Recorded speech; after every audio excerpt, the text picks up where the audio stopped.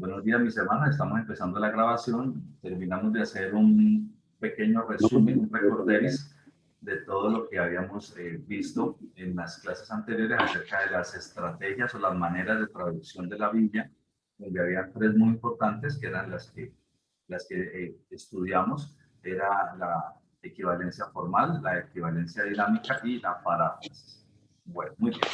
Vamos entonces ahorita a continuar, vamos a retomar un poquito lo que habíamos estado trabajando antes de eso, que era, digamos, una temática bien importante. Y pues para eso voy a mostrarles digamos, un video del hermano Jofre. El hermano Jofre es un hermano con el que he tenido contacto, así como tuve contacto, he tenido con un hermano de Puerto Rico, también con uno de España, que él es Damián Jofre. Eh, Él ha elaborado materiales muy interesantes, los cuales me han gustado muchísimo. Yo he buscado muchos materiales, he encontrado muchísima literatura, he encontrado muchísimo material a lo largo de todos estos meses, muy buenos, otros no tanto, pero hay muy buenos. Pero este tiene algo particular, y es que este material tiene las características como a mí me gusta fabricar materiales para presentar. Adicional a eso, tiene la ventaja de que lo ha hecho en video. Entonces, me parece genial, me parece genial. De hecho, así quiero elaborar un material para nuestra iglesia, para que se forme a nuestros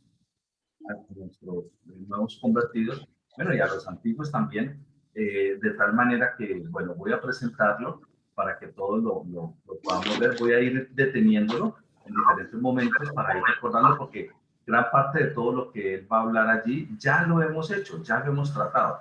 O sea que también nos va a servir en varios aspectos como un recorderis. Entonces, cuando tengamos algún comentario, mis hermanos, lo solicitan, detenemos el video y hacemos el comentario. Recuerden que esta clase es muy importante porque esta clase es para que entendamos bien lo que estamos trabajando. ¿Bien? Entonces vamos a empezar. Voy a compartir aquí la pantalla.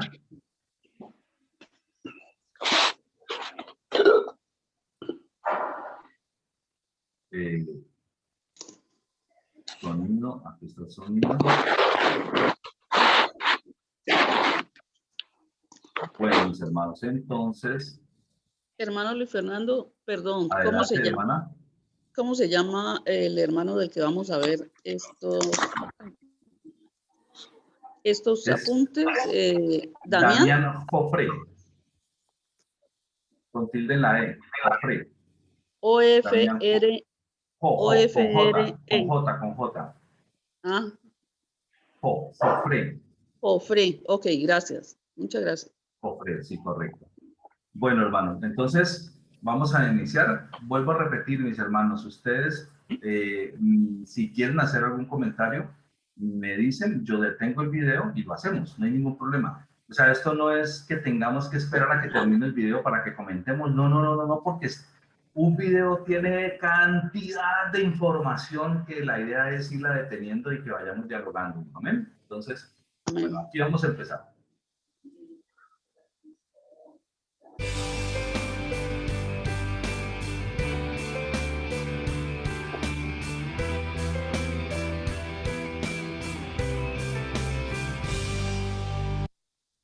Me llama mucho la atención digamos que la presentación que él hace con sus videos, y es cielo y tierra pasarán, pero mis palabras no pasarán.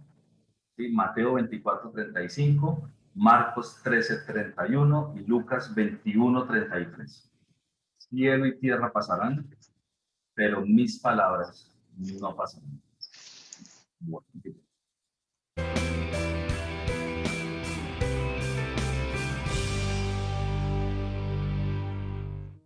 bienvenido a Cielo y Tierra Pasarán. Mi nombre es Damián Ezequiel Jofre y en esta ocasión abordaremos... Ezequiel también es el segundo nombre, hermana. Damián Ezequiel Jofre. Sí, ya lo estoy apuntando, gracias. Qué particularidad, ¿no? Y nuestro hermano que nos acompañó, Cosme Damián Vivas, ¿no? Otro Damián. Sí, sí. Otro Damián. ¿Listo? Entonces, bueno, Damián se repite para los dos. Regálenme un instante, por favor.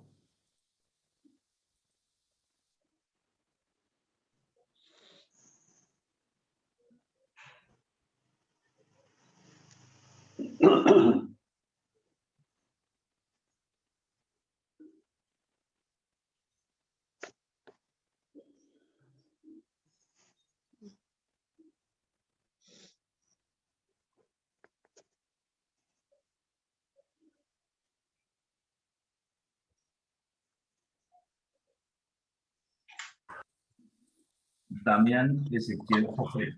Bueno, muy bien. Jofré con J y con tilde en la E. Al final. Entonces, vamos a continuar. La cuestión de qué versión de la Biblia es mejor, te invito. Bueno, aquí le está mostrando unas Biblias, que son como algunas de las muchas que pues manejamos hoy en día. La primera que está mostrando es la Biblia de las Américas. La Biblia de las Américas es una Biblia moderna, es una Biblia de las actuales, de las de hoy en día. Pero es, según he podido observar, de las actuales, de las modernitas de ahorita, es una de las muy poquitas que ha sido traducida con la estrategia de equivalencia formal, ¿sí? O sea, la estrategia que nos ha gustado más, ¿sí? Equivalencia formal. Después viene la Reina Valera 1960, que obviamente está hecha con equivalencia formal, pues me gusta muchísimo, ¿sí? Está aquí el Nuevo Testamento. Este es Nuevo Testamento e involucra salmos y proverbios también del Antiguo Testamento. ¿Sí? Este Nuevo Testamento es de la Sociedad Bíblica Trinitaria. Este es Reina Valera, claro, lógico, es Reina Valera, pero es Reina Valera un poco más antigua que 1960. Es Reina Valera 1909 y la Sociedad Bíblica Trinitaria partió a partir de allí de la Reina Valera 1909 y comenzó a cotejarla, a compararla con el texto Receptus, que es el texto del cual se han tomado las versiones de las Biblias de la época de la Reforma y han ido haciendo unos ajustecitos en los lugares donde ellos han visto que ha sido necesario. Y obviamente que también el idioma español ha sido modificado al idioma español actual cuando se puede. Cuando existe una palabra en el idioma español actual que lo permite, entonces lo han hecho, pero si no, entonces han dejado la palabra, digamos, que ya estaba escrita, si es que no hay una que tenga una mejor traducción. Bueno, entonces, y la otra es esta BTX, que es la Biblia textual, la cual ya va por la edición 4, por eso hay un número 4 aquí grande. ¿Sí? Esta es la cuarta edición de la Biblia textual. Esta ha tomado mucha fama como una gran Biblia, como una Biblia de lo mejor que existe. ¿Sí? Entonces, esta Biblia sí es una Biblia que utiliza el método de traducción de equivalencia dinámica. Bueno, muy bien. Entonces ya tenemos como las que está mostrando el hermano Jofre. Entonces, vamos a continuar.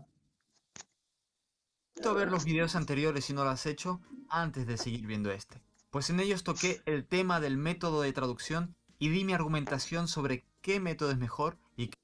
Esto es lo que estuvimos hablando, lo que hicimos en un resumen hace un ratito ahorita aquí en la clase. Métodos de traducción, o sea, las maneras de traducir el texto. Ya la tenemos clara y es, digamos que ya está pues, el conocimiento de todos nosotros. La traducción es mejor. Ahora consideraremos el criterio textual del Nuevo Testamento, que es un aspecto en el que la traducción no tiene nada que ver, sino que el punto está en qué texto se usa para traducir. Esta parte del criterio textual, esta sí es relacionada con lo que ya habíamos visto. Nosotros ya hemos visto varias cosas de esto. O sea, nosotros ya nos hemos adentrado en varios detalles. Entonces, él va a hacer una exposición de la cual vamos a recordar varias cosas. Me parece muy interesante, además porque lo muestra de manera gráfica muy agradable, ¿no? Entonces, me parece genial la forma como va a ser presentado. Bueno, muy bien. Vamos a seguir. Lo explicaré muy brevemente porque de esto en profundidad se dedicará otro video. La cantidad total de manuscritos de todo o parte del Nuevo Testamento es de 5.500 aproximadamente. Bueno, esta primera parte es bien interesante. ¿Por qué? Porque no sé si recuerdan mis hermanos, pero a lo largo de nuestra clase hemos hecho ese énfasis, y es que el Señor ha hecho las cosas perfectas, perfectas. Nosotros tenemos nuestra Biblia conformada por el Antiguo Testamento y por el Nuevo Testamento. Y para el Antiguo Testamento, nosotros no contamos con ese montón de manuscritos, contamos con muchísimos menos. Pero no es necesidad que para el Antiguo Testamento hayan tantos. No es necesario. ¿Por qué? Porque la manera como fueron conservados el ejercicio de transcribir de uno a otro fue absolutamente idóneo. Ellos habían creado toda una institución, los hebreos habían creado toda una institución que se dedicaba a hacer ese ejercicio de transcribir, que en 3 momentos históricos tomaban nombres diferentes a aquellos profesionales que se dedicaban a eso. ¿Cuáles eran esos 3 nombres, mis hermanos? A ver, ¿quiénes se acuerdan? De las personas o de los hombres de Dios que se dedicaban a hacer ese ejercicio de transcribir el Antiguo Testamento. Los masoretas. Esos eran los últimos. Esos eran los segundos. Y los Escribas era el nombre original.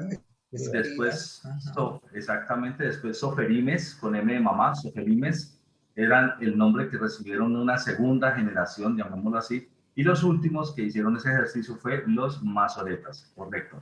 Todos ellos, hombres correctos, hombres temerosos de Dios, que se dedicaron a hacer un ejercicio de transcripción de la palabra muy juiciosamente, con unas reglas muy estrictas, lo cual hizo que a pesar de que nosotros no leyéramos el original directamente, sino que leyéramos copias de copias de copias de copias, pues se conservaran prácticamente idénticas en todo. Entonces, ante un ejercicio tan juicioso, pues no es necesario tener muchos manuscritos, tener una cantidad mucho más moderada es más que suficiente. Muy bien. En el Nuevo Testamento cambia el esquema, porque en el Nuevo Testamento ya no había una institución dedicada a eso. ¿Sí? Ya no había, digamos, que un respaldo de una institución gubernamental pues, que se dedicara a hacer ese tipo de labor en los obreros, sino que ya lo hacían los hermanos de las iglesias cristianas, los primeros cristianos. Y ellos, obviamente, dentro de su congregación, elegían pues las personas de su congregación, digamos, más calificadas para hacer el ejercicio, pero con todo y eso, pues no era con la misma reglas y con la, sí, digamos, no siendo tan estrictos como sí se hacía en el Antiguo Testamento. Entonces, allí se comenzaron a dar variantes, digamos que ejercicios de traducción no, de transcripción, en el que por alguna razón faltó una palabra o una confusión y se saltó una línea, bueno, cosas normales que se pueden presentar en este tipo de ejercicio. Entonces, para poder nosotros, ya que no tenemos los originales, ¿alguien recuerda cuál es el nombre de los textos o de los manuscritos originales, el propio que el apóstol Pablo escribió y que cada uno de los escritores sagrados del Nuevo Testamento escribió? ¿Cómo se llama ese documento que es el original, los cuales no existen ninguno existe? Pero ¿cómo se llaman esos documentos? ¿Alguien recuerda cómo se llaman?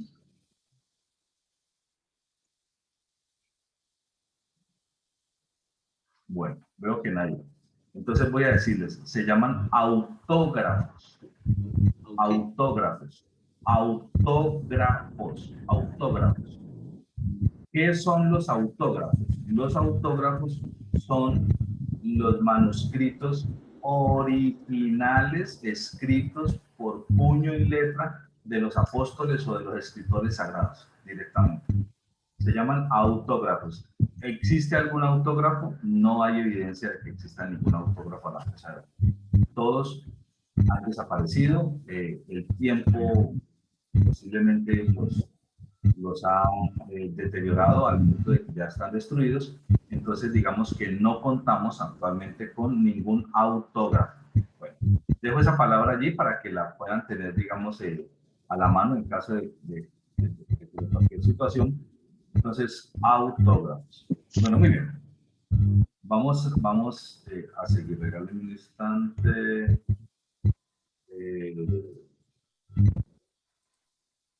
Autógrafos. Bueno, muy bien. Vamos a seguir entonces, hermanos. Estos digamos, textos o escritos del Nuevo Testamento, pues necesitamos que haya muchos para poder reconstruir lo más fielmente posible lo que fue escrito en los autógrafos, lo cual ya no existe. Yo les había dado hace tiempo atrás una explicación, un ejemplo de un profesor que llenaba un tablero grande de información y 60 estudiantes de su clase tomaban nota en su cuaderno. Alguien calladitamente, sin que nadie lo notara, tomó una foto, pero nadie conoce esa foto. El tablero fue borrado, ya no existe el autógrafo, o sea, ya no existe el texto original que el profesor escribió, y se requiere reconstruir cuál fue el autógrafo, o sea, cuál fue el texto original escrito por el profesor. Entonces, el ejercicio más apropiado era tomar los 60 cuadernos de los 60 estudiantes y basado en esos 60 cuadernos, ir mirando frase por frase, ¿sí? Y ir armando un escrito que contuviera lo mejor de todos, porque podía suceder que algún niño o algunos niños por alguna razón escribieran una palabra mal o se saltaran un renglón, de pronto iban escribiendo y llegaron a una frase que decía por ello, coma, entonces por ello, coma, y cuando fueron a voltear a ver, resulta que más abajito también decía por ello, coma, entonces siguieron en el segundo por ello, y hubo un saltico y se perdieron un pedacito del texto. Puede pasar. Cualquier tipo de estos errores puede suceder, entonces cuando vamos a leer el texto de ese niño, ese texto le falta un renglón, le falta un pedazo o alguien no entendió bien una palabra y entonces colocó la palabra pues, que creyó entender. De pronto no le entendía muy bien la caligrafía del maestro y cierta palabra se parece a otra y él la leyó y simplemente transcribió la que le pareció. Entonces todo ese tipo de cosas pueden pasar, de hecho pasan, y la única manera es ver todos los 60 cuadernos y decir, ah, pero miren, de los 60 cuadernos tenemos 40 que dice tal frase, o tenemos 50 que dice tal frase, y estos otros dice otra cosa. ¿Quién tendrá la razón? Pues lo más probable es que tenga la razón. No, no necesariamente tiene que pasar así, puede ser que no, pero digamos que lo más probable es que tenga la razón los 50 que la tienen igualita, o sea, que la transcribieron de manera idéntica. Entonces, en ese ejercicio se puede hacer una reconstrucción muy cercana a la realidad. Si ese ejercicio se hace de forma juiciosa y se escribe en un texto lo más parecido o lo que se supone que fue el original, y después lo comparamos con aquella foto que nadie se dio cuenta que se tomó del tablero, puede ser que sea perfecto o puede ser que no lo sea, pero va a ser muy cercano, mejor que cualquier escrito individual de los niños en general. ¿Por qué? Porque tiene una característica importante y es que se ha basado en un buen número de copias para poder armar lo mejor que se pueda el original que había sido escrito. Entonces, ¿por qué es necesario hacer eso? Porque el ejercicio de transcripción no fue realizado con toda la rigurosidad que sí fue hecho en el Antiguo Testamento por los escribas, soferimes y después masoretes. Muy bien. Ya recordamos todo eso que habíamos visto en su momento, ¿no es cierto, mis hermanos? Sí, sí, gracias, ¿Alguna, hermano. ¿Alguna inquietud de eso o no? Eh, en el, No he saludado a mi hermano William el día de hoy. Buenos días, hermano William, ¿cómo Perdona. está? Sí, bien, gracias, hermanos. Dios les bendiga. Él al comienzo de este video dijo, habló sobre el criterio textual. Fue una frase muy corta, pero dijo como definiendo, ¿no? Lo que significaba criterio textual y no lo alcancé a copiar. Claro, con mucho gusto, hermano. Devolvámoslo un momentico, no hay ningún problema. Tenemos el criterio textual del Nuevo Testamento, que es un aspecto en el que la traducción no tiene nada que ver, sino que el punto está en qué texto se usa para traducir. Ahí, ¿En qué ahí. texto se usa para traducir?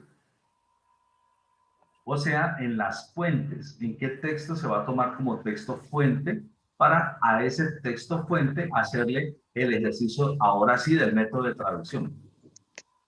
Entonces, una cosa es qué método se utiliza para traducir, los cuales ya vimos que son 3, y otra cosa es cuál va a ser nuestro texto fuente del cual vamos a hacer nuestra traducción. Bueno, o la empresa o la editorial que lo van a hacer.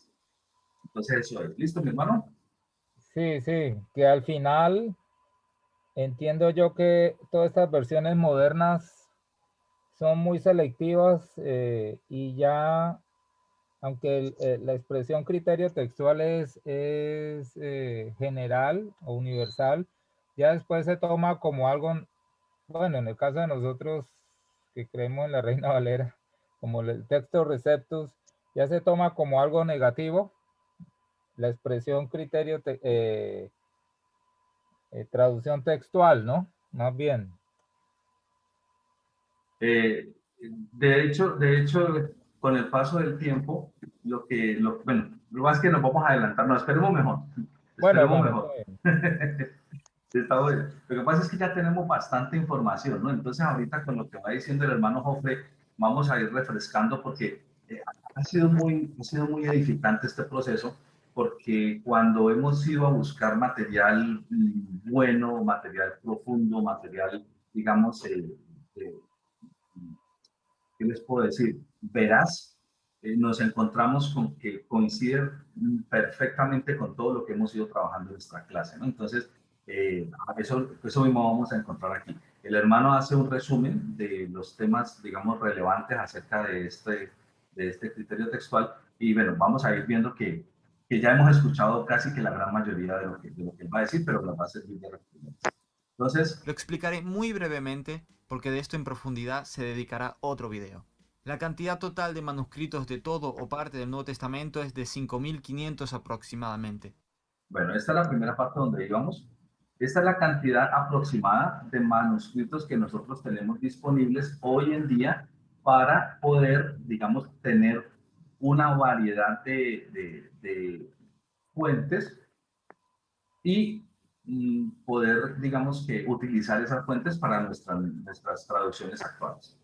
Entonces, miren lo que va a decir a continuación. Se los divide principalmente en papiros, unciales, minúsculos y leccionarios. De modo resumido, dividiremos todos los manuscritos en dos familias principales, familia bizantina y familia alejandrina. El texto bizantino. Bueno, esta parte es la que quiero que miremos que tiene un gran énfasis. Todos, absolutamente todos los manuscritos, los 5.500, hacen parte de dos grandes familias. Una familia se denomina la familia bizantina, ¿sí? Y la otra familia se denomina la familia alejandrina. Sin embargo, ¿cuál de las dos tiene la mayoría de los textos que tenemos a disposición? La bizantina. La bizantina. La bizantina tiene aproximadamente el 90% de todos los textos disponibles que existen y la familia alejandrina tiene aproximadamente el 10% de los textos que existen. Representa el 90% de los manuscritos.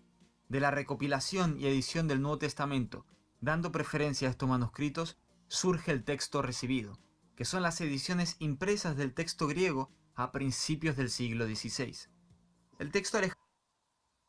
Bueno, la familia bizantina, ¿sí?, a la cual se le da el nombre de todo este grupo gigantesco de manuscritos que tenemos disponibles, sí, se ha hecho un ejercicio muy interesante de, digámoslo así, de poder tener un texto en griego, estamos hablando solamente del Nuevo Testamento, un texto en griego que, digamos que sea el resultado de cotejar, no todos, porque no es verdad decir, y tenemos que ser correctos en lo que se diga, no se han podido cotejar absolutamente todos los manuscritos, digamos, completos, no, pero se han hecho el ejercicio con un buen número. De hecho, hay personas que han dedicado toda su vida, ¿sí?, justamente a esta labor y pues se ha avanzado mucho, pero digamos que no podemos decir que al 100% de eso se ha logrado,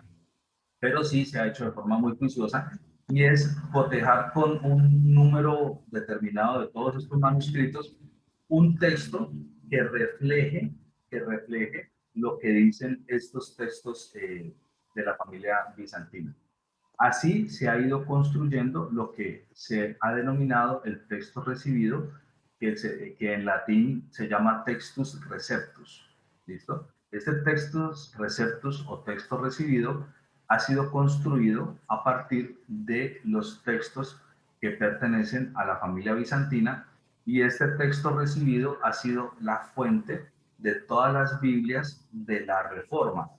Se dice que las Biblias de la Reforma son todas aquellas Biblias que nacieron en la época de la Reforma Protestante, cuando padres de la Iglesia, ¿sí?, de esta época, reformadores de la Iglesia de esta época, hicieron un ejercicio de poder llevar la palabra de Dios a hombres y mujeres en diferentes idiomas y en diferentes países del mundo, porque no existía en todos los idiomas, o por lo menos en los idiomas de aquel momento, no existía la posibilidad de que las personas pudieran leer la palabra en su propio idioma. Entonces estos hombres y mujeres se dedicaron a hacer este ejercicio en la época de la Reforma Protestante, y por eso se llaman las Biblias de la Reforma. En español, la Biblia de la Reforma nuestra es la Reina Valera. Esa es la que corresponde a nuestro idioma español, ¿sí? Se había hecho otra, pero no pertenecía directamente a la Reforma, pero se hizo en esa época más o menos, que era una Biblia que conservaba varias versiones, entre ellas la del español, pero esa no la vamos a tocar porque no es directamente Biblia de la Reforma. En el idioma inglés hay dos Biblias que son Biblias de la Reforma, y es la Biblia de Ginebra y la otra es la King James, ¿sí?, que en español sería el Rey Jaime. Entonces, ellos, los anglosajones, tienen dos versiones de Biblias de la Reforma, que son esas dos, ¿sí?, la del Rey Jaime, King James, que es muy tradicional, y la otra que es la de la Biblia de Ginebra. Y así en los otros idiomas también existe en cada idioma importante de la época una traducción de la Biblia de la que se considera Biblia de la Reforma. Todas estas Biblias de la Reforma tienen una característica común, y es que utilizaron como texto fuente en el Nuevo Testamento el texto recibido. Obviamente el texto recibido ha ido evolucionando porque se han seguido haciendo, digamos que, ejercicios académicos donde se comparan con otros nuevos, o sea, no nuevos, sino con más manuscritos pertenecientes pues a la familia bizantina, y eso ha permitido que con el paso del tiempo también el texto recibido tenga el texto receptus tenga nuevas versiones, por decirlo de alguna manera, porque se han cotejado otros manuscritos también de la familia bizantina, y así sucesivamente. Bueno, entonces eso es lo que tiene que ver con la familia bizantina, y de ahí ha nacido lo que se denomina el texto recibido. Ahora vamos a ver un momentico lo que se habla de la familia alejandrina. Impresas del texto griego a principios del siglo XVI. El texto alejandrino representa el 10% de los manuscritos. De la recopilación y edición del Nuevo Testamento, dando preferencia a estos manuscritos, surge el texto crítico, ediciones impresas del texto griego a finales del siglo XIX. Bueno, así como existe el texto recibido, ¿sí?, asimismo se ha hecho un ejercicio basado en toda esta familia alejandrina de construir un texto también en griego, así como el texto recibido, ¿sí?, el cual se le ha dado el nombre de texto crítico. Y este texto crítico es una posible fuente para hacer una traducción, como también lo es este texto recibido, que es también un texto en griego del Nuevo Testamento, que también es una fuente para hacer una traducción de la Biblia. Entonces, si nosotros fuéramos una editorial y quisiéramos hacer una inversión de una traducción de la Biblia, nosotros tendríamos dos posibilidades si queremos hacer el trabajo más fácil, porque esto es muy costoso. Para hacer la traducción lo más fácil es basarnos o en el texto en griego del texto recibido para traducirlo al español, o en el texto en griego del texto crítico para traducirlo en español. Eso es lo más normal que podríamos nosotros elegir. Podríamos hacer otras cosas, pero saldrían mucho más costosas y también tomaría mucho más tiempo. Y es que nosotros nos dedicáramos a prácticamente hacer lo que hicieron las personas que reunieron el texto recibido, y es a partir de los propios manuscritos, agarrarnos a mirar muchos manuscritos y ir armando el texto que vamos a utilizar como nuestro texto fuente griego para de ahí pasarlo al español. Podríamos hacer eso. Hoy en día ya nadie se pone a hacer eso. ¿Por qué? Porque eso es un trabajo titánico de mucho tiempo que debe involucrar muchas personas, y lo más, digamos que lo más, la limitación más grande, muy, pero muy costoso hacer eso. Muy, pero muy costoso hacer eso. Entonces, pues una editorial no tiene tanto dinero, así que pues opta por la estrategia de elegir de una vez ya un texto en griego, del cual nos vamos se pasa al español y puede ser elegido el texto recibido o el texto fijo. Eso es lo que hoy en día se hace. Aquí un mapa para que ubiques la procedencia de ambos tipos de texto. Bueno, muy bien. Aquí nosotros podemos observar el mar Mediterráneo, una parte del mar Mediterráneo, ¿no? Porque el mar Mediterráneo es mucho más grande hacia la izquierda. Pero digamos que aquí se está observando una parte. Esta parte que está aquí a la derecha, esta que está como en color mostaza, más o menos, no mostaza, no, como un cafecito, una especie de cafecito, ¿sí? Este territorio que está aquí a la derecha es Tierra Santa, ¿sí? Es Tierra Santa. Si ustedes observan, ahí no se alcanza a ver, creo que no lo ven de ustedes desde allá por lo pequeño de la letra, pero aquí, por ejemplo, está Damasco, ¿sí? Damasco. ¿Quién me recuerda algo relacionado con Damasco? Pablo. La conversión de Pablo. Exactamente, muy bien, la conversión de Pablo. O sea que cuando él iba para Damasco, por aquí en algún lugar Cayó del sucedió. caballo. Bueno, ese que se cayó del caballo realmente no es muy correcto, hermana, porque la palabra dice que cayó, pero la palabra no dice desde dónde cayó. Si cayó de un burro, o cayó de un caballo, o iba a pie y se cayó, no lo aclara la palabra. Se supone que fuera en un caballo y es una suposición válida, más es una suposición, porque no lo dice. Así que más vale, para uno no caer en, no se sabe si es un error o no se sabe si sea así, es preferible decir donde cayó al piso por la presencia del Señor Jesús que se le presentó, más no se sabe si fue el caballo. Es interesante porque se ha asumido que cae de un caballo, pero no se sabe, la palabra no dice eso. Dice que cayó al suelo, más no dice que cayó de cierto animal, de cierto... No, perdón, hermano. Es como la ballena que se comió a Jonás. Ah, es correcto. Resulta que no dice la palabra que sea una ballena, dice que fue un pez grande. Entonces no se sabe qué tipo de animal. Puede ser un vallenato. Puede ser un vallenato, puede ser otro animal que hoy en día no exista, no lo sabemos. Sabemos que fue un pez grande, mas no dice la palabra que fue una ballena. Como la fruta que comió Eva y que le dio a Adán, ¿sí? En ninguna parte de la palabra dice que fue una manzana. Dice que fue el fruto prohibido, mas no se sabe qué fruta era. Puede No ser se sabe qué chontaduro, que es afrodisíaco. posiblemente, posiblemente. Pudo ser un chutador, no lo sabemos. La verdad es que la palabra nunca lo dijo, y pues de ahí para adelante pues, no sabemos. La ¿Puede idea ser es que una Pablo manzana? fue, Pues sí. la Adelante, idea es hermano. que Pablo fue derribado Sí, exactamente. ante Fue la derribado. presencia y la gloria del Señor, Así es, porque así es. nadie puede permanecer firme ante la presencia de Dios. Es correcto. Y uno puede ser derribado estando de pie. Claro. Está de pie y puede ser derribado al piso. O puede estar en un animal, encima de un animal, también, igual. Más no lo aclara. Entonces son digamos que puntos en la palabra donde no está mal suponer, porque pues uno puede suponerlo, pero digamos es mejor no comentarlo para no quedar como con una imprecisión pues que no se sabe.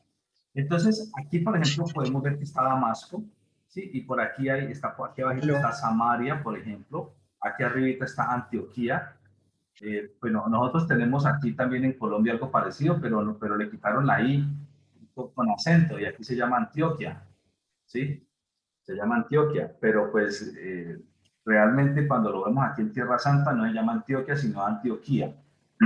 Bueno, esta parte que está en color como habanito, como un cafecito claro, ¿sí? Toda esta parte es Tierra Santa. Y aquí, digamos que en esta zona donde nos está señalando la flecha, se hizo o había una escuela de transcripción de los textos del Nuevo Testamento, ¿sí? Y es de donde procede el origen de los manuscritos bizantinos, ¿sí? Y está justamente en tierra hebrea, ¿sí? Está justamente en tierra hebrea. El otro lugar de donde proceden la otra familia de textos es acá, ¿sí? Los manuscritos alejandrinos, y ustedes pueden ver que está en Egipto, o sea, no está en tierra hebrea, es otra tierra distinta, otra cultura diferente, con otras costumbres diferentes. Pero obviamente habían hombres y mujeres que creían en Dios, en el Dios hebreo, y pues que querían adorar al Dios hebreo a pesar de estar en otro lugar, en otra nación. Entonces ellos aquí hicieron también un ejercicio de transcribir los textos sagrados del Nuevo Testamento, ¿sí? Todo lo que estamos hablando es del Nuevo Testamento, y así se dio inicio a las dos grandes familias de textos del Nuevo Testamento que hoy en día tenemos. ¿Qué características tenía la una y la otra? Bueno, características importantes. La familia de textos que se originaron acá, ¿sí? En los manuscritos bizantinos, pues eran hombres cristianos de la era cristiana con todo el, digamos que digámoslo así, con todo el bagaje del pueblo hebreo como tal, y que ya eran seguidores de nuestro Señor Jesucristo, porque eran cristianos del primer siglo, algunos de ellos, y bueno, y de siglos posteriores. Entonces, digamos que ellos de alguna manera conservaban muchísimo más claro, digamos que las costumbres hebreas, el conocer cómo el Señor Jesús dio sus enseñanzas y demás. Entonces, además que no estaban permeados por otras culturas, sino que estaban justamente en la cultura hebrea, ¿sí? En la cultura propia, pues, donde se dio, pues, digamos que los acontecimientos del primer siglo de la era cristiana con nuestro Señor Jesucristo, y posteriormente cuando Él murió, todo el proceso, pues, de divulgar el Evangelio para el resto del mundo. ¿Qué sucedió acá? ¿O cuál fue la situación acá en la otra, en la otra escuela, digamos, de traducción? ¿Sí? Donde salen los manuscritos alejandrinos. Pues que esto ya es una cultura distinta a la cultura hebrea. Esta es una cultura pagana, es una cultura con una serie de costumbres propias de los dioses egipcios, ¿sí? Y donde están permeados, pues, grandemente por toda digamos que la manera de pensar, llamémosle así, la manera de pensar de las personas, digamos, no hebreas de aquella época. De hecho, había una gran influencia, ¿sí? Obviamente,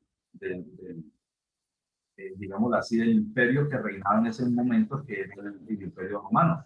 Entonces, pues había una gran influencia también del imperio romano, obviamente, en Alejandría. Entonces, digamos que esos son los dos grandes lugares de donde vienen la procedencia de todos estos manuscritos. Dependiendo de qué tipo de texto se utilice, en algunos versículos o pasajes habrá diferencias, y a estas diferencias no las llamamos diferencias de traducción, sino variantes textuales. Variantes textuales. Se le llama variante textual cuando en un texto, en cierto manuscrito dice algo y en otro manuscrito hay una ligera diferencia.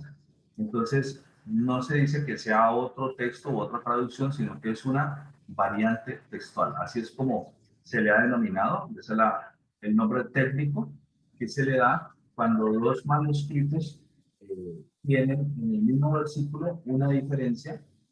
Entonces se dice que hay una variante textual que dice algo y hay otra variante textual que dice esto otro. Esa es la forma como se identifica. Variante textual. Representante del texto recibido, tenemos a la Reina Valera de la Sociedad Bíblica Trinitaria, que se basa en distintas ediciones del texto recibido de la época de la Reforma.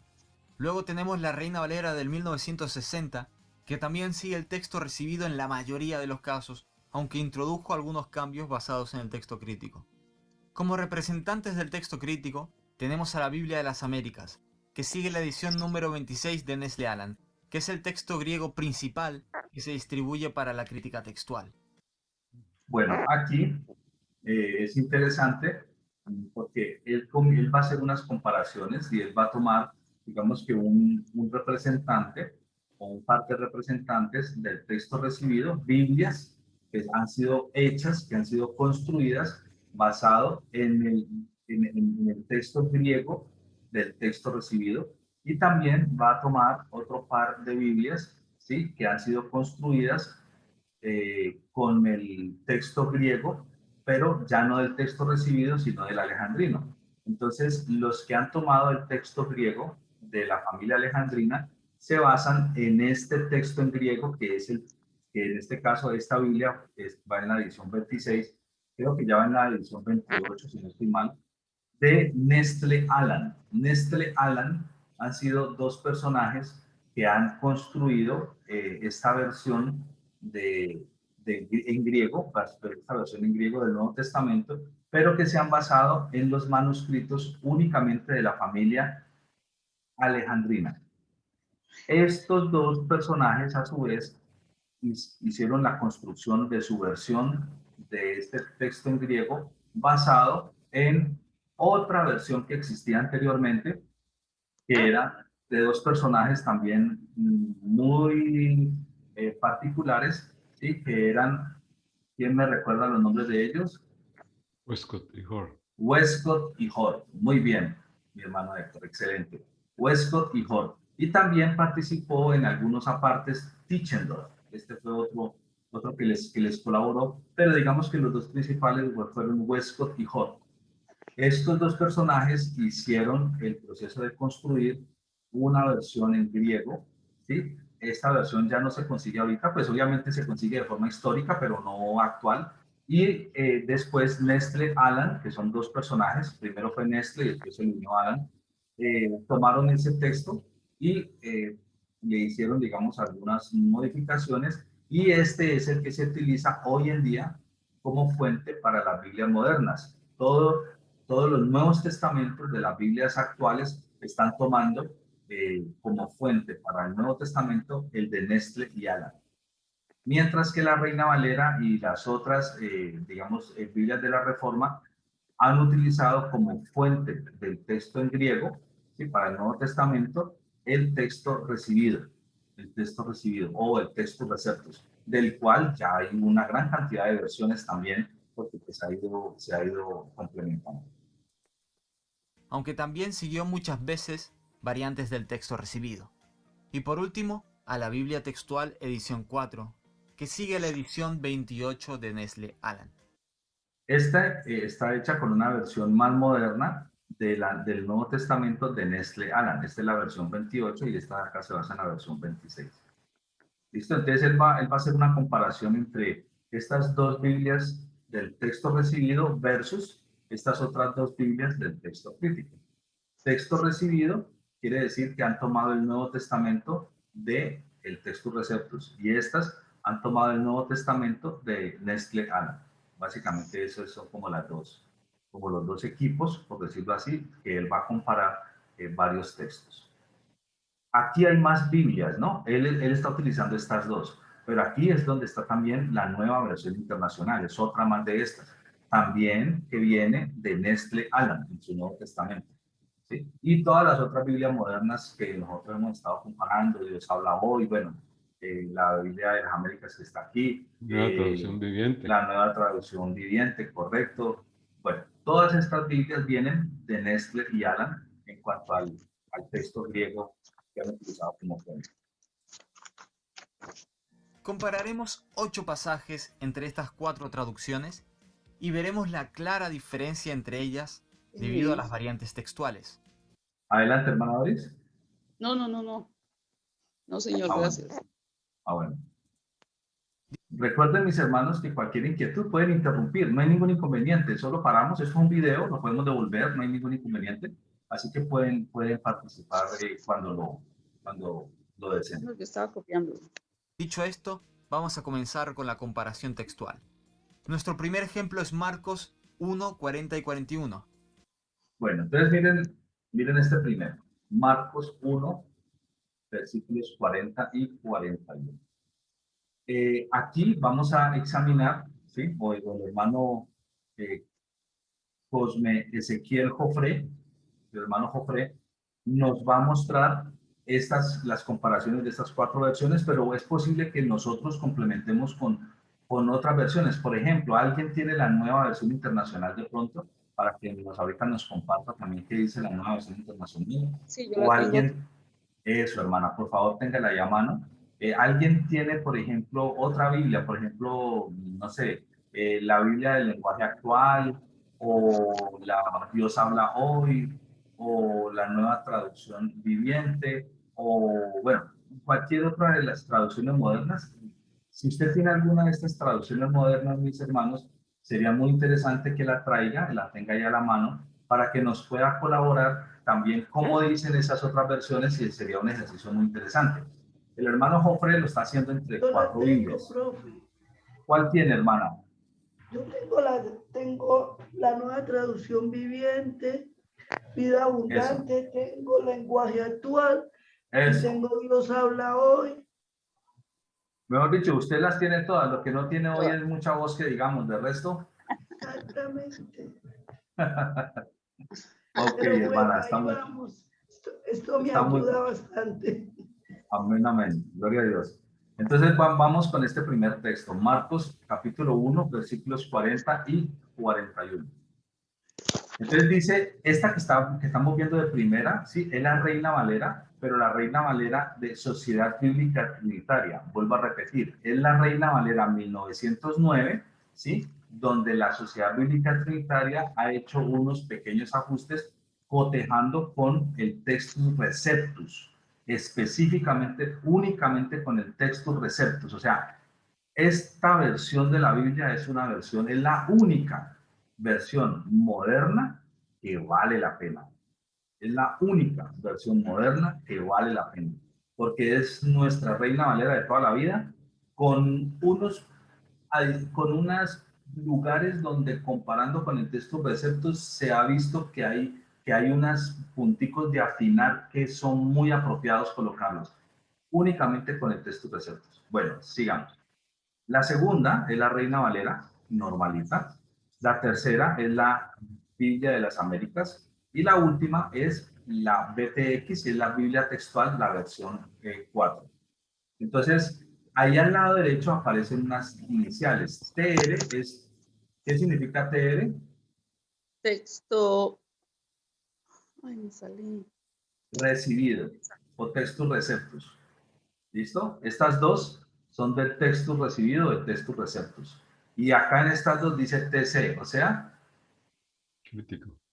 texto crítico. Muy bien. O sea que estas dos de acá son de Nestle y Alan, y estas dos de acá del texto receptus. Bueno, muy bien. Entonces dice así, en la Reina Valera de Sociedad Bíblica Trinitaria. Y un leproso vino a él rogándole, e hincada la rodilla le dijo, si quisieres, puedes limpiarme. Y Jesús, teniendo misericordia de él, extendió su mano y lo tocó y le dijo, quiero, sé limpio. Después la Reina Valera, si ustedes observan, dice lo mismo. De pronto cambia un poquito el orden de algunas palabras, pero dice exactamente lo mismo. Sí, la anterior dijo, y un leproso vino a él rogándole. Ahora dice, vino a él un leproso rogándole. Lo mismo. Cambia un poquito el orden, pero dice exactamente lo mismo. La anterior dice, e hincada la rodilla, y aquí dice, e hincada la rodilla. Perfecto, lo mismo. Le dijo, si quieres, puedes limpiarme. Punto seguido. Y Jesús, teniendo misericordia de él, extendió su mano, extendió la mano, aquí cambiaron su por la, y lo tocó, y le tocó, y le dijo, quiero, sé limpio, quiero, sé limpio. O sea que estas dos pues dice lo mismo, igualito. Exactamente, no hay variación. Estos dos vienen del Textus Receptus. Estas dos de acá vienen del texto crítico, o sea, de Nestle y Alan. Entonces aquí dice, estamos en la Biblia de las Américas. Y vino a él un leproso rogándole y arrodillándose le dijo, si quieres, puedes limpiarme. Movido a compasión, aquí dice, teniendo misericordia de él, que más o menos es lo mismo, digamos que no es una diferencia muy grande, extendiendo Jesús la mano, está bien, y extendiendo su mano, extendiendo la mano, ¿sí? Lo tocó y le dijo, quiero, sé limpio. Entonces vemos que la Biblia de las Américas, pues en este texto está bien, o sea, el énfasis está exactamente igual que los otros dos. Y aquí está en la Biblia textual, versión 4. Y se le acercó un leproso rogándole y le dice, si quieres puedes limpiarme. Entonces, y mire esta locura que dice aquí. Él, ¿qué dice? Enfurecido. Enfurecido. O sea, el Señor Jesús se enfureció No. porque este hombre le pidió que si No. era su voluntad limpiarlo, pues que lo limpiara. Y Jesús se enfurecido extendió su mano y lo tocó y le dice, quiero, sé limpio. ¿Cómo ven eso, hermanos? No, pues imagínate, hermano, ahí la contradicción entre la misericordia de Jesús y que prácticamente, vamos a emplear otra palabra, le dio rabia. Le dio rabia. Le dio rabia. Tremenda contradicción. Es para que vean ahí, para que vean. Todo lo contrario. Sí, no. Ujú. ¿Alguien tiene, digamos, la nueva versión, la nueva traducción? Bueno, digamos, la NBI, nueva traducción, la Biblia, cualquiera de estas, la Dios habla hoy, la nueva versión internacional. ¿Quién tiene la nueva versión internacional de pronto? Yo la tengo. Listo, hermana, ¿nos puede leer entonces este texto, si fuera tan amable? Claro que sí. Dice el versículo 40. Un hombre que tenía lepra se le acercó y de rodillas le suplicó, si quieres, puedes limpiarme. Movido a compasión, Jesús extendió la mano y tocó al hombre diciéndole, sí quiero, queda limpio. Al Ok. instante se le quitó la lepra y quedó sano. Jesús lo despidió enseguida con una fuerte advertencia. Bueno, ahí sigue ya el 44. Listo. Entonces, lo tiene bien. Esa versión también lo tiene correcto. Esta versión, o sea, si la nueva versión internacional tiene varias cosas, esta es brutal, hermano. Esta sí es, mejor dicho, más tenaz. Entonces, bueno, vamos a ver lo que dice el hermano Jofre. Tienes en pantalla cada traducción y a su lado qué texto sigue. En la SBT y la del 60 dicen de manera idéntica.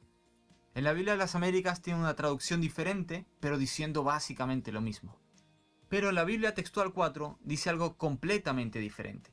En vez de decir que Jesús tuvo misericordia o que fue movido a compasión, dice que se enfureció Me con el quedé sin leproso. sonido. La diferencia estriba en que aquí se basaron ¿Se quedó sin sonido, hermana? Ya, Ya, ya, bueno, hermano. vamos a leer, a devolver el pedacito. Ya restauró. diferente. En vez de decir que Jesús tuvo misericordia o que fue movido a compasión, dice que se enfureció con el leproso. La diferencia estriba en que aquí se basaron en un manuscrito llamado Códice Beza. Dicho manuscrito recibe este nombre por Teodoro de Beza, quien fue uno de los autores de las distintas ediciones del texto recibido en la época de la Reforma. Él descubrió este códice, que se dice que es del siglo V. Sin embargo, el propio Beza no lo consideró fiable y lo desechó, regalándolo a una universidad, por su valor de carácter histórico donde se ha preservado hasta hoy. Como dijo el puritano John Owen, Beza, quien comúnmente es culpado por hombres de todos los lados y bandos por ser demasiado audaz en sus diversas lecturas, confiesa que a su propio manuscrito, el que envió a Cambridge, lo ha estigmatizado como tan corrupto en el Evangelio de Lucas que no se atrevió a publicar las varias redacciones de él por temor a la ofensa y al escándalo. Sin embargo, él no pensó que había caído en manos de los herejes quienes habían diseñado su depravación. Tenemos aquí, si no me equivoco, todas las corrupciones de esa copia que se nos han dado como varias lecturas. Mire lo interesante, esta investigación que ha hecho el hermano Joffre, ¿sí? Él ha ido digamos, de dónde o qué manuscrito es el que tenía la palabra enfurecido en vez de que fue movido a misericordia o a compasión, ¿sí? Y encontró que es un manuscrito que digamos, que lo popularizó, si podemos llamarlo de esa manera, un hombre de apellido Besa. Sin embargo, este hombre, este erudito, cuando se puso a estudiar su propio manuscrito, no su propio porque lo haya escrito, ¿no? Sino porque él lo encontró y se puso a estudiarlo, encontró que tenía tantos errores y que era tan corrupto este manuscrito que o sea, no lo divulgó diciendo, este es un buen manuscrito, todo lo contrario, lo desechó. Simplemente que para no destruirlo, porque pues a pesar de que no sea fiel en muchas cosas, sigue siendo, digamos, desde el punto histórico, un manuscrito antiguo, pues entonces lo entregó, lo donó a una universidad, la Universidad de Cambridge, en la cual todavía existe este manuscrito, pero lo desechó desde el punto de vista de la fiabilidad de lo que en ese manuscrito decía, porque encontró una serie de incoherencias y de textos que definitivamente no eran apropiados, no eran correctos. Y de allí, de ese texto, es que se ha tomado para poder que en la Biblia textual, versión 4, diga que el Señor Jesús se enfureció cuando este hombre le pidió que si era su voluntad, que le sanara. Entonces, bueno, ahí me parece muy interesante. Este texto dice, esto lo escribió John Owen, ¿sí? Él es un puritano, John Owen, ¿sí? Y escribió acerca justamente de Besa, ¿sí? Entonces, volvamos a leerlo. Besa, quien comúnmente es culpado por hombres de todos los lados y bandos por ser demasiado audaz en sus diversas lecturas, confiesa que a su propio manuscrito, el manuscrito que se llama manuscrito de Besa, ¿sí? El que envió a la Universidad de Cambridge, lo ha estigmatizado. ¿Quién lo ha estigmatizado así? El mismo Besa. El mismo Besa lo ha estigmatizado como tan corrupto en el Evangelio de Lucas que no se atrevió a publicar las varias reacciones de él. O sea, él dijo, esto está pero muy mal. Entonces, yo no me siento capaz de seguir trabajando con esto. Yo voy a desechar esto y lo entrego a la universidad como para que se conserve de manera histórica simplemente. ¿Sí? Por temor a la ofensa y al escándalo. Sin embargo, él no pensó que había caído en manos de los herejes, quienes habían diseñado su depravación. Entonces, cayó en manos de personas que obviamente lo están utilizando como si eso fuera un texto fiel a la palabra de Dios. ¿Ya?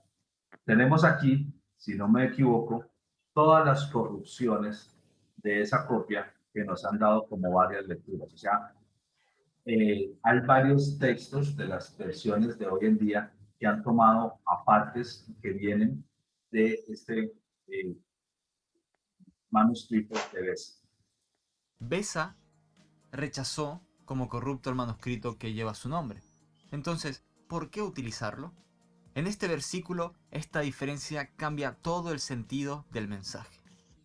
Aquí el hermano Joffre ha colocado el comentario abajo, Besa. O sea, este manuscrito Besa es la fuente de donde la Biblia textual, versión 4, tomó, y por eso dice aquí que el Señor Jesús, enfurecido, lo sanó. ¿Sí? Enfurecido lo sanó.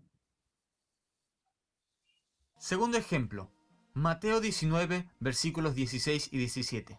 Aquí veremos... Bueno, vamos a mirar entonces este último y con este dejamos porque estamos dando el 40. Eso terminamos. Entonces, Mateo 19, capítulo 19, versículos 16 y 17. Entonces, vamos a ver qué dicen las dos Reinas Valeras. Dicen, y he aquí, llegando uno le dijo, maestro bueno, este ya lo estudiamos, ¿se acuerdan, hermanos?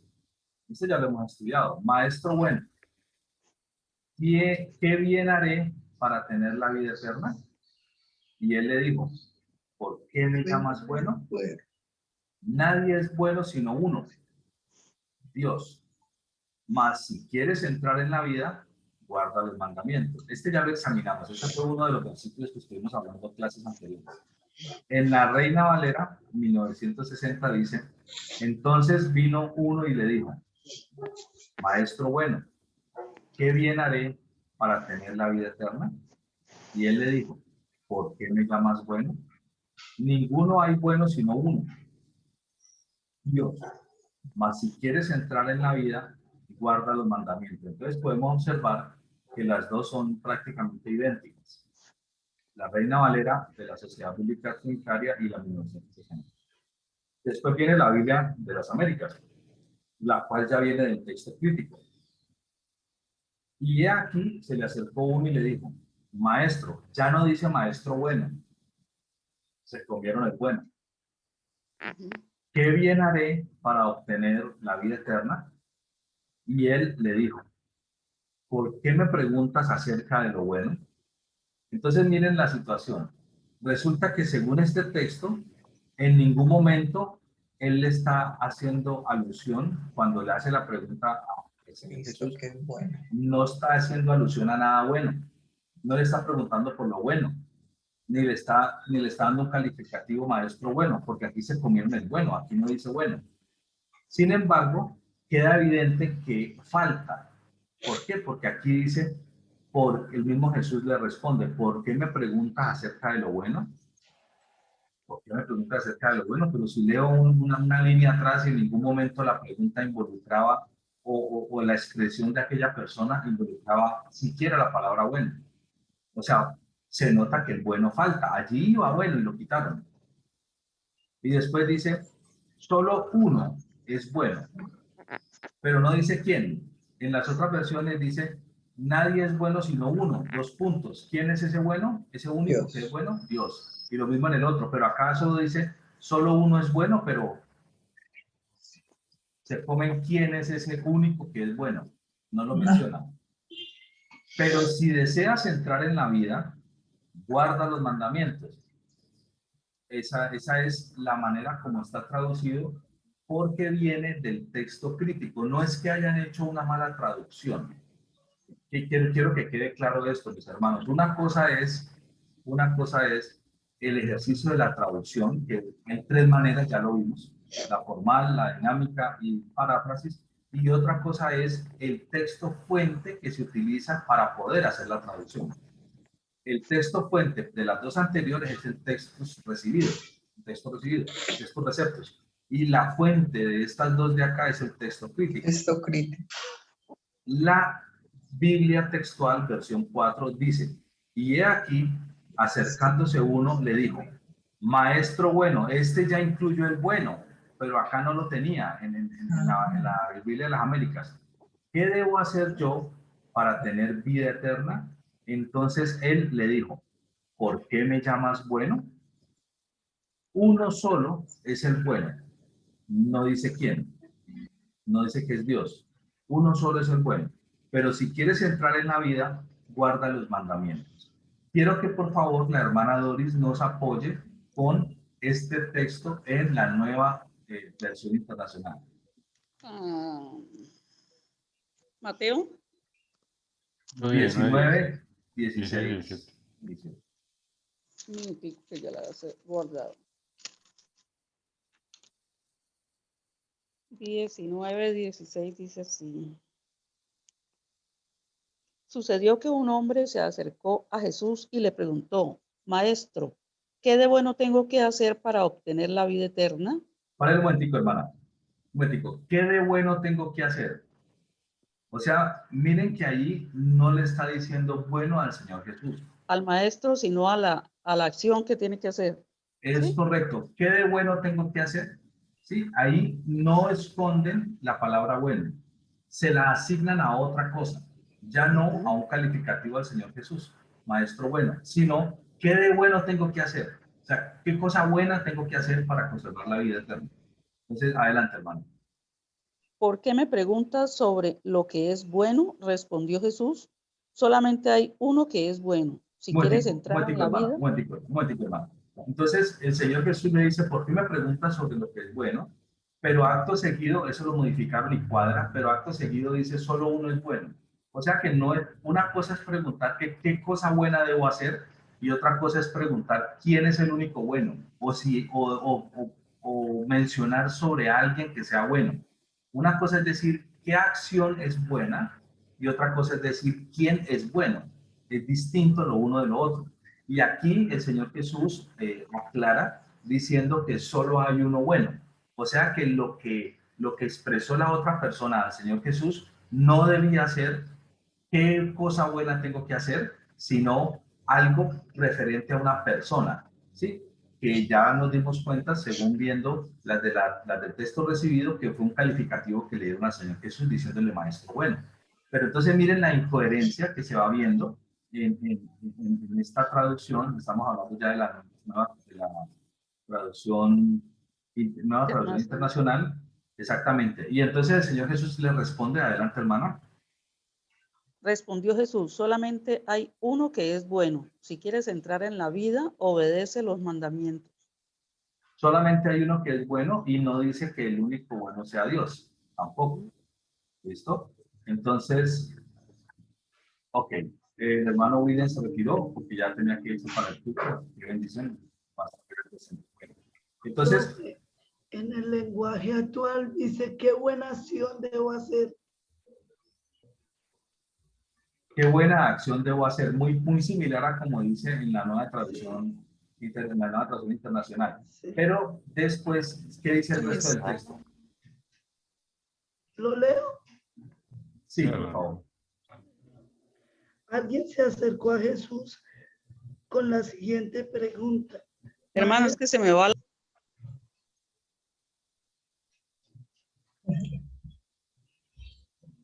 ¿Sigo? Sí, vuelvan a decir, hermano. Sí. Alguien se acercó a Jesús con la siguiente pregunta. Maestro, ¿qué buena acción tengo que hacer para tener la vida eterna?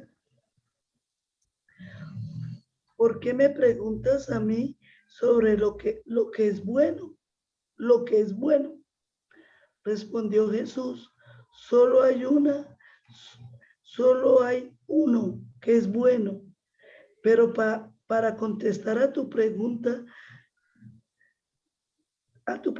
si deseas recibir la vida eterna, cumple los mandamientos. Amén, hermana. Muchas gracias. O sea que sí, ahí podemos ver que es exactamente lo mismo que dice la nueva versión internacional. Entonces, utilizan el bueno, pero el bueno se lo asignan a qué cosa buena debo hacer, no a maestro bueno.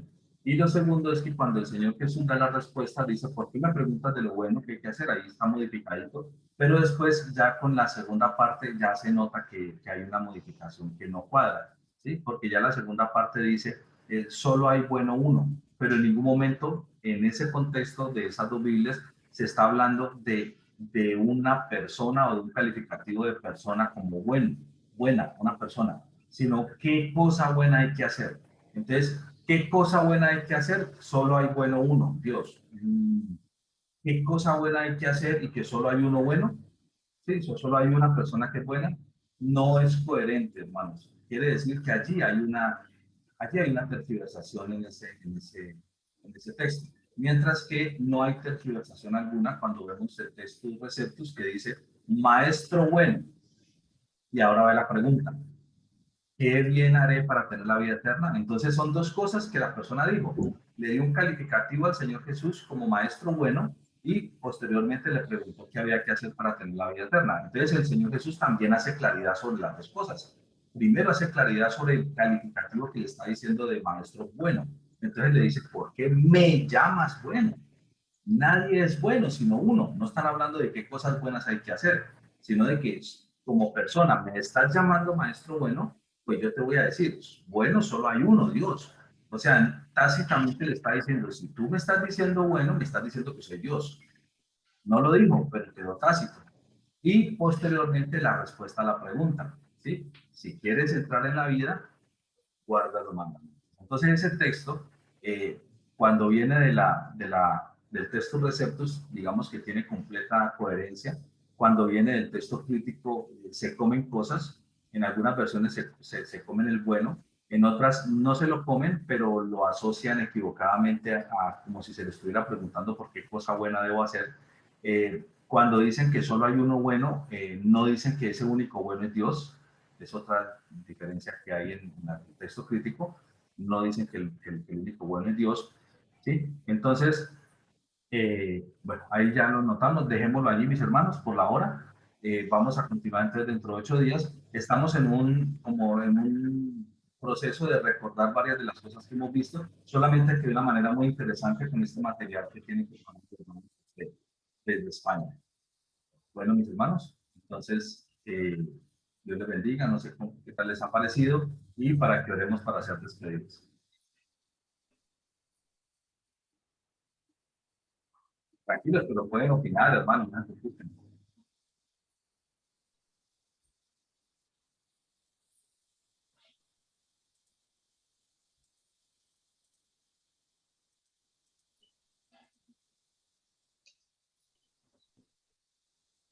¿Ninguno? La hermana Doris está hablando, pero no ha puesto el micrófono. El micrófono lo tiene bloqueado, hermana. Ahora sí, Ahora sí. ahora sí. Es que desde hace rato se me ha perdido. Qué cantidad de información bien necesaria, muy chévere, y la manera como él nos va mostrando, ¿no? En tanto el texto recibido, cuáles son de texto recibido, cuáles de texto crítico, con cada uno de los versículos que ya hemos anotado. Es bien chévere, porque de una vez nos va mostrando por qué sí y por qué no son más recomendables, y cuáles se van al texto receptus y cuáles al crítico. Así es que, bueno, muy chévere. A mí me encantó. Muchísimas gracias nuevamente. Amén, amén. Este es un tema de verdad que es muy interesante y bueno, vamos a continuar en nuestra siguiente clase. Deseamos que para la siguiente clase ya la hermana Marta pueda estar totalmente recuperada para que pueda participar sin su afección Amén. de la voz. Seguimos orando porque continúe en la recuperación de Tomasito. Y bueno, que el Señor nos bendiga a todos en esta semana y Amén. que nos guarde de todo peligro, de todo mal, que nos proteja, que podamos estar reunidos dentro de 8 días otra vez como el día de hoy. ¿Alguien quiere hacer la oración de despedida, mis hermanos? Amén. Amén, gloria a Dios, y que el Señor nos siga dando un espíritu noble, porque la nobleza de espíritu, el Señor dice que bienaventurados los pobres de espíritu, y ser pobre de espíritu es saber que necesitamos de ir a la palabra, escudriñarla, a leerla, porque sabemos que no tengo, que humanamente tengo que, a través del estudio con la guía del Espíritu Santo, seguir escudriñando. Eso es ser uno humilde, porque yo reconozco mi incapacidad, por más títulos que tenga, más estudios que tenga. A mí eso es algo que a mí me quebranta. Veo la nobleza, el amor de Dios, cuando yo lo veo como uso hombres letrados, pero también hombres no letrados, que no hizo diferencia, los puso al mismo nivel para inspirar sus escrituras, para que fueran puestos ahí. Entonces todos tenemos la capacidad, lo único que debe haber en nosotros es un espíritu noble para escudriñar las escrituras, investigarlas, y esa hambre por saber de la palabra de Dios, más allá de lo que es que el Señor los continúe bendiciendo. Y de acuerdo a las traducciones les iba a hacer un comentario. Yo no sé si alguien se vio una película que dieron de Moisés y esas atrocidades.